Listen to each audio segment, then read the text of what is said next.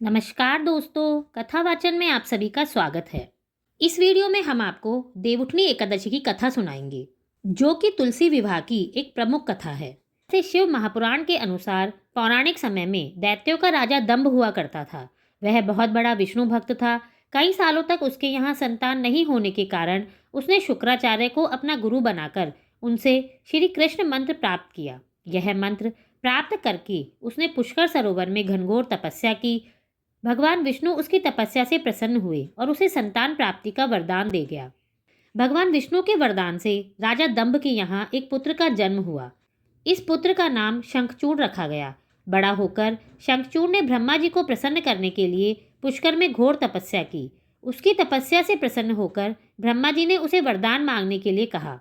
तब शंखचूड़ ने वरदान मांगा कि वह हमेशा अजर अमर रहे और कोई देवता उसे मार ना पाए। ब्रह्मा जी ने उसे यह वरदान दे दिया और कहा कि वह बद्रीवन जाकर धर्मध्वज की पुत्री तुलसी जो तपस्या कर रही है उससे विवाह कर ले। शंखचूड़ ने वैसा ही किया और तुलसी के साथ विवाह करके सुखपूर्वक रहने लगा।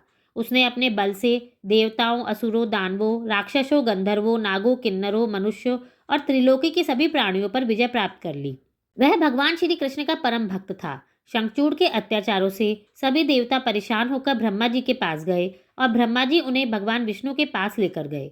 भगवान विष्णु ने कहा कि शंखचूड़ की मृत्यु भगवान शिव के त्रिशूल से ही होगी, अतः आप उनके पास जाएं। भगवान शिव ने चित्ररथ नामक गण को अपना दूत बनाकर शंखचूड़ के पास भेजा। चित्ररथ ने शंखचूड़ को समझाया कि वह देवताओं को उनका राज्य लौटा दे, किंतु शंखचूड़ ने मना कर दिया और कहा कि वह महेश्वर से युद्ध करना चाहता है। भगवान शिव को यह बात पता चली तो वे युद्ध के लिए अपनी सेना लेकर निकल पड़े। इस तरह देवता और दानवों में घमासान युद्ध हुआ, किंतु ब्रह्मा जी के वरदान के कारण शंखचूड़ को देवता हरा नहीं पाए। भगवान शिव ने शंखचूड़ का वध करने के लिए जैसा ही अपना त्रिशूल उठाया तो आकाशवाणी हुई कि जब तक शंखचूड़ के हाथ में श्री हरि का कवच है और इसकी पत्नी का सतीत्व अखंडित है, तब तक इसका वध असंभव है। आकाशवाणी सुनकर भगवान विष्णु वृद्ध ब्राह्मण का रूप धारण कर शंखचूड़ के पास गए और उनसे श्री हरि कवच दान में मांग लिया। शंखचूड़ ने वह कवच बिना किसी संकोच के दान कर दिया। इसके बाद भगवान विष्णु शंखचूड़ का रूप बनाकर तुलसी के पास गए।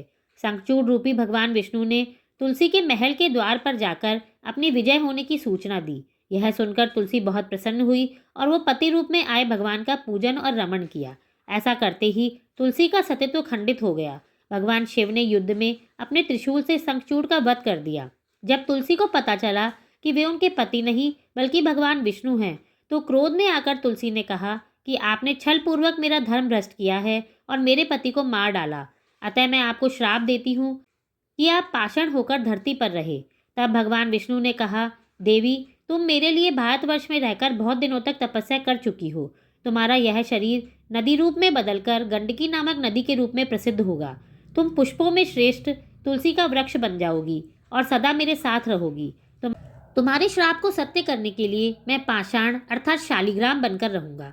गंडकी नदी के तट पर मेरा वास होगा। देव प्रमोदिनी एकादशी के दिन भगवान शालिग्राम और तुलसी का विवाह संपन्न कर मांगलिक कार्यों को आरंभ किया जाता है और हमारी मान्यताओं के अनुसार इस दिन तुलसी शालिग्राम का विवाह करने से भी अपार पुण्य मिलता है। आप सभी देवउठनी एकादशी के दिन भगवान विष्णु का विधि विधान से पूजा करें और इस व्रत की कथा को जरूर सुनें। धन्यवाद।